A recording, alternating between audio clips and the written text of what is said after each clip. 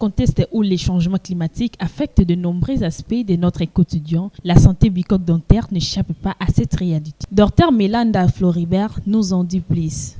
L'augmentation des pathologies bucco-dentaires, ce n'est pas seulement lié au changement climatique, mais c'est lié au comportement de l'individu. Aujourd'hui, la médecine, les pathologies bucco-dentaires, si je ne prends qu'une seule pathologie, je prends la carie dentaire ou les caries dentaires, parce qu'il y en a, cliniquement, il y a plusieurs types de caries. Mais si je ne prends que cette maladie-là qui touche la dent, déjà, l'Organisation mondiale de la santé classe la carie dentaire à la 4e position. Cela prouve la suffisance que plusieurs personnes en souffrent dans le monde. Et cela n'épargne pas le pays subsaharien ou le pays en voie de développement, comme on dit. Ça n'épargne pas parce que ici on en trouve légion. Légion, ou quand vous faites une promenade dans la bouche, ou vous faites une promenade dans des bouches de personnes qui consultent ou qui ne consultent pas non plus, vous trouverez des sérieux problèmes dans leur cavité buccale, dans leur bouche, soit liés évidemment qu'on appelle à l'indice de l'épidémiologie des pathologies bucco-dentaires.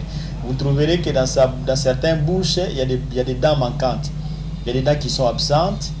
Dans certaines bouches, dans certaines autres bouches, vous trouverez des dents plombées, des dents obturées, et vous trouverez également des dents cariées. Et cette pathologie touche tout le monde sans exception, que vous soyez vieux, enfant, vieillard et consorts. La carie dentaire attaque toutes les souches ou toutes les couches de la vie sociale. Et cette pathologie est réellement un problème de santé publique, parce qu'il y en a nombreux dans la société. En réalité, ce que nous devons savoir,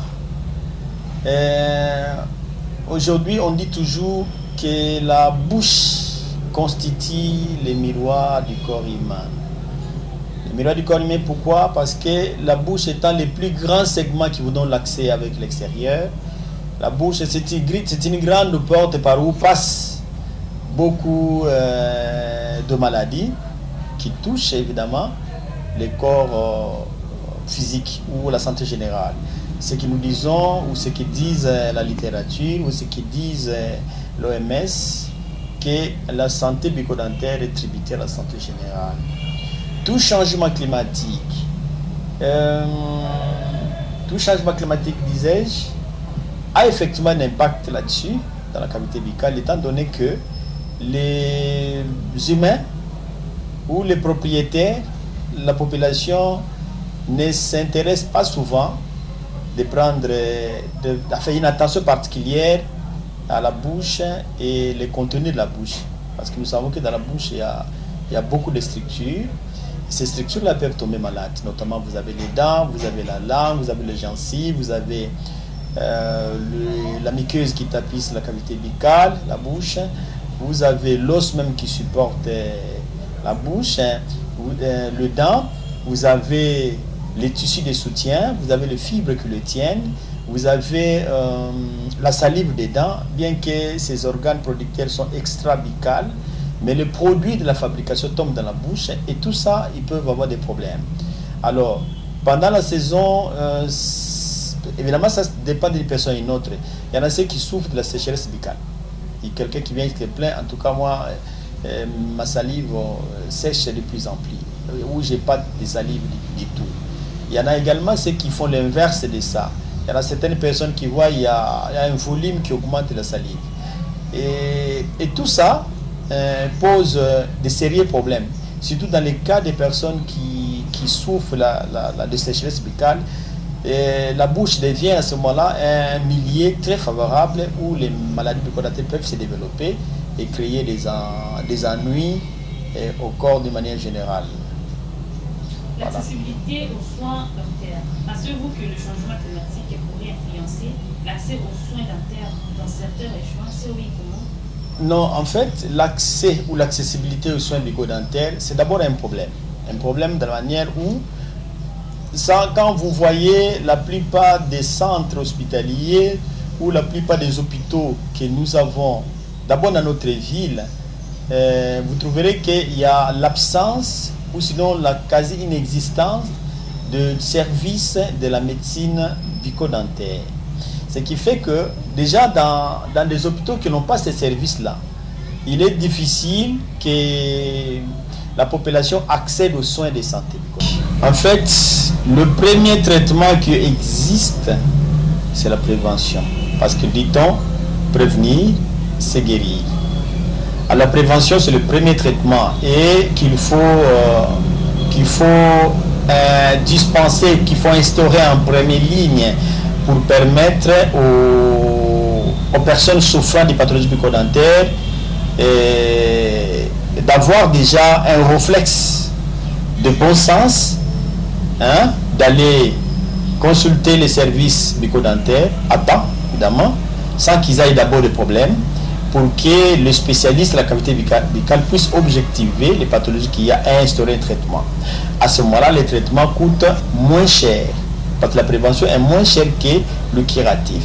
Mais lorsqu'on vient déjà avec une pathologie, par exemple, depuis qu'on a commencé la saison sèche, je peux déjà vous dire qu'à l'hôpital général de référence de Kiamvou, nous avons déjà reçu plus de 5 malades qui viennent avec des cellulites, donc d'une infection très grave, des complications liées au carie dentaire. Voilà. Et ça demande de gros moyens.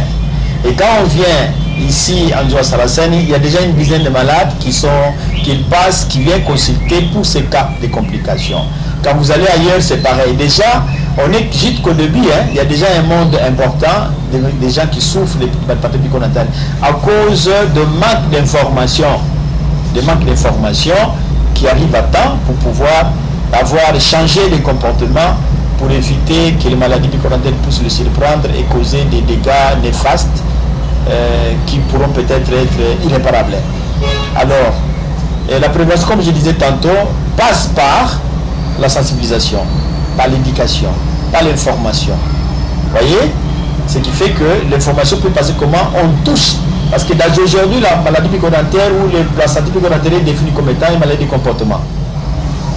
Parce que lorsqu'on a un mauvais comportement, on expose sa bouche et le contenu de la bouche. Mais lorsqu'on a un bon comportement, ça vous permet de protéger tant peu soit-il les pathologies qui peuvent déranger. Pourquoi? Parce qu'une mauvaise hygiène bucco-dentaire est à la base de toutes les maladies qui peuvent se déclencher dans la bouche. Une mauvaise hygiène. Or, une mauvaise hygiène, c'est plus facile. D'ailleurs, on dit que les maladies bucco-dentaires sont facilement évitables. Pourquoi? Par un simple geste. Le simple geste, c'est quoi? C'est de brosser correctement le dent et le rincer correctement. Et quand vous le faites 2 fois le jour, c'est déjà un pas vers une bonne santé. Deuxième geste, il faut voir qu'est-ce que vous mangez. Parce que les aliments qu'on mange peuvent aussi jouer sur les infections ou sur les pathologies bucco-dentaires. Notamment lorsqu'on adore les sucreries, les friandises. Vous voyez? Parce que la carie dentaire, se développe à cause du sucre que nous ramassons, que nous mangeons, que nous buvons, qui est exploité par les bactéries qui sont en bouche, qui vont sécréter des acides pour attaquer les dents et la carie arrive. Vous voyez? Il faut savoir comment on mange. Parce qu'il y a aussi les gens qui ont un mauvais comportement, qui mangent tout le temps, en longueur de journée. Ils trouvent des bonbons, ils mangent des bazookas, ils mangent des biscuits, ils mangent des bananes, ils mangent à tout, ils mangent en désordre. Ça se rend compte qu'il faut se discipliner pour permettre aussi à la flore buccale de pouvoir protéger le système stomatognatique de manière à éviter les pathologies qui peuvent vous affecter. Troisième geste, je dis le premier geste, c'est le brossage. Alors, vous faites brosser correctement les dents. Jusqu'à ces jours, les gens qui ne savent pas encore brosser leurs dents. Ça qu'on les dise. Deuxième geste, il faut savoir qu'est-ce que vous mangez. Évitez tout ce qui est du sucre qui vous apporte du sucre. Vous voyez? Troisièmement, il faut savoir, après le brossage, normalement, après le manger, normalement, on devait brosser. Or, il est difficile que l'individu se promène avec sa brosse à dents dans son sac. Vous voyez? D'où, il faut le faire 2 fois, le matin et le soir.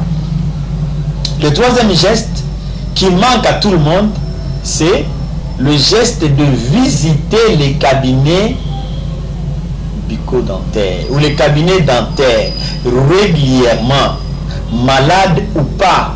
Il faut visiter les cabinets. Vous arrivez, consulter les spécialistes et le chirurgien dentiste qui sont habilités à évaluer la santé bucco-dentaire.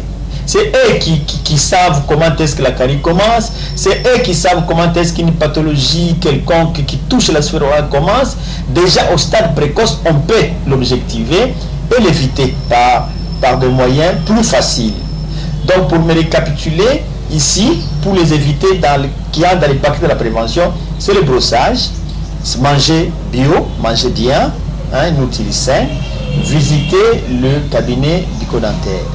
Voyez, voilà ces gestes qui sont suffisants pour protéger votre santé de la bouche et des dents. Sur les ressources.